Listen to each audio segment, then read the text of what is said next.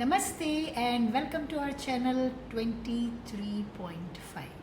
मेरा नाम सुनीता है और इस वीडियो में हम सीखने जा रहे हैं अपने आसपास दिखाई देने वाली दुनिया के बारे में, जिसे हमने नहीं बनाया, हमें इस धरती पर ये सब कुछ मिला है।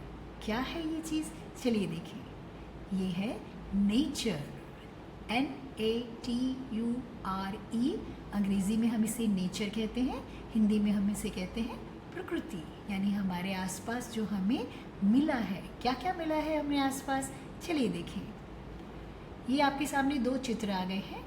इस एक में आप उगता हुआ सूरज देख रहे हो और दूसरे में आप टिमटिमाते हुए तारे देख रहे हो। दोनों हमें कहाँ दिखाई देते हैं?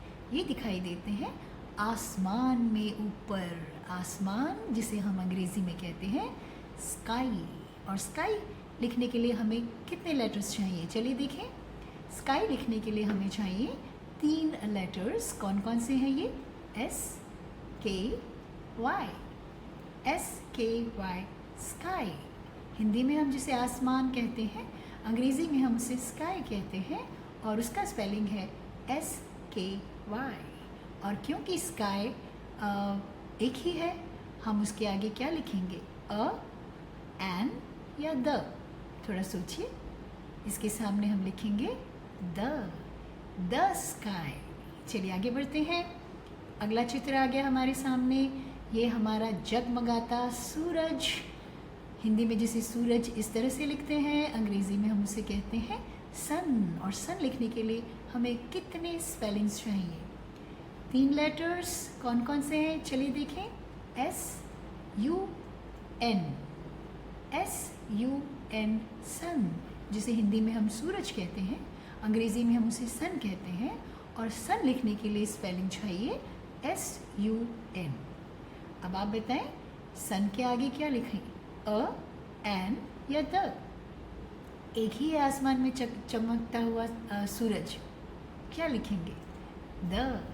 द सन, क्योंकि एक है वो आसमान में हमारे लिए। चलिए आगे बढ़ें। अब आ गया चांद। ये रहा हिंदी में चांद, अंग्रेज़ी में हम इसे कहते हैं मून। और मून लिखने के लिए हमें चाहिए 4 लेटर्स। कौन कौन से हैं 4 लेटर्स? चलिए देखें। MOON। मून, जिसे हम हिंदी में चांद कहते हैं, अंग्रेज़ी में उसे मून कहते हैं और उसका स्पेलिंग है MOON। मून। क्या कहेंगे? A moon, an moon, the moon? आप ही सोचिए। द मून, एक ही तो चमकता है ना रात में, द मून। चलिए आगे बढ़ते हैं। अब आ गया हमारे सामने तारा। हिंदी में इस तरह से तारा, अंग्रेज़ी में इसे कहते हैं स्टार। और स्टार बनाने के लिए हमें कितने लेटर्स चाहिए? 4 चाहिए। कौन कौन से हैं ये लेटर्स? चलिए देखें। STAR।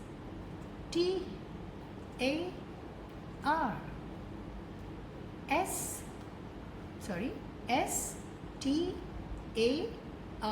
स्टार, जिसे हिंदी में हम तारा कहते हैं, अंग्रेज़ी में हम उसे स्टार बोलते हैं। और स्टार बनाने के लिए हमें चाहिए STAR ये लेटर्स, स्टार। और स्टार के लिए क्या लिखेंगे? अ, एन या द? स्टार तो बहुत सारे हैं, तो हम लिखेंगे अ स्टार। चलिए आगे बढ़ते हैं। अब आ गया है हमारी स्क्रीन पर हमारी सुंदर सी पृथ्वी, जिसे हम हिंदी में कहते हैं धरती। पृथ्वी भी कहते हैं धरती, और धरती को अंग्रेज़ी में कहते हैं अर्थ। अर्थ लिखने के लिए कितने लेटर्स चाहिए? चलिए देखें। 5 लेटर्स चाहिए। कौन कौन से हैं ये 5 लेटर्स? EART और H। EARTH अर्थ, जिसे हिंदी में धरती और अंग्रेज़ी में अर्थ कहते हैं, उसकी स्पेलिंग है EARTH। क्या लिखेंगे अर्थ के आगे? अ अर्थ, एन अर्थ या दी अर्थ? हम लिखेंगे दी अर्थ, क्योंकि एक ही तो है, इसलिए हम लिखेंगे दी अर्थ। इन चीज़ों के बारे में हम धीरे धीरे आपको और भी बहुत कुछ बताएंगे, पर पहले थोड़ा आसान शब्द सीख जाएं। चलिए आगे बढ़ते हैं। अब ये आ गया हमारे सामने हवा। हिंदी में जिसे हवा कहते हैं, अंग्रेज़ी में उसे कहते हैं एयर। और ये चिन्ह आपके लिए इसलिए लगाया है, ये निशान इसलिए है क्योंकि इसको ए य र नहीं पढ़ना है, इसे पढ़ना है एयर। और देखिए एयर की स्पेलिंग क्या है, AIR, AIR, एयर। आपको जैसा लिखा है ठीक वैसा हिंदी में नहीं पढ़ना, ये आपकी मदद के लिए है। यहाँ ध्यान दीजिए, हम कह रहे हैं एयर, जिसे हिंदी में हम हवा कहते हैं, इंग्लिश में एयर बोलते हैं, उसका स्पेलिंग है AIR। और एयर के सामने आप क्या लगाएंगे, अ एयर, एन एयर। सोचिए, क्या आप एयर की गिनती कर सकते हैं? ठीक जैसे हम लाइट की गिनती नहीं कर सकते, एयर की भी गिनती नहीं कर सकते, तो एयर के सामने हम कुछ नहीं लगाएंगे, ठीक है, क्योंकि हम उसको गिनती नहीं कर सकते। अ एयर नहीं बोल सकते, एन एयर नहीं बोल सकते। इन सब चीज़ों के बारे में धीरे धीरे हम बहुत कुछ सीखते चले जाएंगे, अभी थोड़ा उसमें समय लगेगा। चलिए आगे बढ़ते हैं। ये क्या आ गया, थोड़ा बचना पड़ेगा इससे। ये तो है आग, और आग जो है अंग्रेज़ी में इसे कहते हैं फायर। और फायर के लिए हमें चाहिए 4 लेटर्स। कौन कौन से हैं? FIRE, FIRE, fire. जिसे हिंदी में हम आग कहते हैं, इंग्लिश में हम उसे फायर कहते हैं, उसका स्पेलिंग है FIRE। अब आप सोचिए, अ फायर, एन फायर, या कुछ भी नहीं, कुछ भी नहीं, क्योंकि इसकी हम गिनती नहीं करते। सो अगेन इसके बारे में हम आगे जाकर और भी बातें सीखेंगे। अभी के लिए आप ये याद रखें कि फायर की हम गिनती नहीं करते, एयर की नहीं करते, लाइट की नहीं करते, इसलिए इनके सामने हम अ भी नहीं लिखेंगे, एन भी नहीं लिखेंगे। चलिए आगे बढ़ते हैं। ये आ गया हमारे सामने पानी। हमारी पूरी ज़िंदगी इस पर निर्भर करती है, इसका आप सम्मान करिए। पानी, पानी को क्या कहते हैं? आप इसे वाटर पढ़ेंगे? बिल्कुल भी नहीं, ये आपको याद कराने के लिए है कि जैसा लिखा है वैसा नहीं पढ़ना है।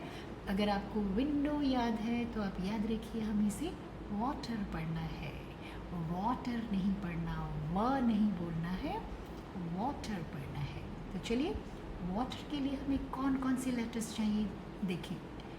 1 2 3 4 5 लेटर्स चाहिए। कौन कौन से हैं ये? WATER,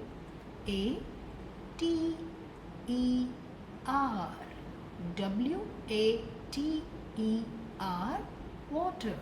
और हिंदी में इसे हम पानी कहते हैं, इंग्लिश में हम इसे बोलेंगे वाटर। और वाटर के लिए हमें चाहिए स्पेलिंग है WATER। ये 5 लेटर्स वाटर का स्पेलिंग बनाते हैं। वाटर के सामने आप अ लगाएंगे या एन लगाएंगे? क्या आप इसकी गिनती कर सकते हैं? बिल्कुल नहीं। तो ना तो हम अ लिखेंगे ना हम एन लिखेंगे, हम कहेंगे वाटर। चलिए आगे बढ़ते हैं। ये आ गई हमारे सामने ऊंची ऊंची लहरें। कहाँ उठती हैं ऐसी ऊंची ऊंची लहरें? सागर में। और सागर जो होता है, इंग्लिश में उसे हम कहते हैं सी। ABC वाला सी नहीं, कौन सा सी? ये देखिए, SEA वाला सी। इसका स्पेलिंग तो है SEA, मगर हम इसे बोलते हैं सी। हिंदी में हम जिसे सागर कहते हैं, अंग्रेज़ी में उसे सी बोलते हैं, लेकिन उसका स्पेलिंग है SEA। और सी के लिए हम लगाते हैं अ, हम बोलेंगे अ सी। चलिए आगे बढ़ते हैं। अब हमारी स्क्रीन पर आ गई, क्या दिखाई दे रहा है आपको? ये है एक नदी। नदी हिंदी में कहते हैं, अंग्रेज़ी में इसे कहते हैं रिवर। रिवर। और रिवर के लिए हमें चाहिए 1 2 3 4 5 लेटर्स। पहला लेटर R, फिर I, फिर V, फिर E, फिर R। RIVER, river. और रिवर के लिए हमें कौन सा चाहिए शब्द आगे? A river. हिंदी में हम जिसे नदी कहते हैं, अंग्रेज़ी में हम उसे रिवर कहते हैं, और रिवर का स्पेलिंग है RIVER, और हम उसे पढ़ते हैं अ रिवर। तो ये थे हमारे नेचर के 10 शब्द। आइए एक बार इनका रीकैप कर लिया जाए। रीकैप यानी पूरे 10 शब्द एक साथ एक जगह पर, जहां आप इनको अपनी नोटबुक में ध्यान से लिख सकते हैं। यहाँ पर आप वीडियो को पॉज करिए और इन शब्दों को एक बार अपनी नोटबुक में लिखिए। इनको यहाँ पर सारे चित्र बने हैं ताकि आप इनको ध्यान से देख सकें, समझ सकें। ये हमने हिंदी में आपके लिए शब्द लिखे हैं कि इंग्लिश में इनको कैसे पढ़ना है, और आपको बताया भी है कि सभी जगह बिल्कुल वैसा नहीं पढ़ना जैसा हिंदी में लिखा है। कहीं कहीं उसको अलग ढंग से पढ़ना है, जो हमने आपको समझाया है। अभी आपके सामने हम फिर पढ़ रहे हैं, आप उस पर ध्यान दीजिए। तो चलिए एक बार आप हमारे साथ ये शब्द एक साथ पढ़ें। थोड़ा ज़ोर से वीडियो को पॉज करके रखिए और ध्यान से सुनिए। The sky, the sun, the moon, a star, the earth, air, fire, water, a sea, a river. ये 10 शब्द हमारे बहुत काम के हैं। इनको आप बहुत ध्यान से पढ़ लीजिए। ये हमारे लिए एक बहुत अद्भुत गिफ्ट है नेचर की, प्रकृति की। और फिर इनको अच्छे से प्रैक्टिस कर लीजिए, क्योंकि आपको इनके सवाल जवाब की तैयारी करनी है। तो तैयारी शुरू कर दीजिए। थैंक यू और शुक्रिया।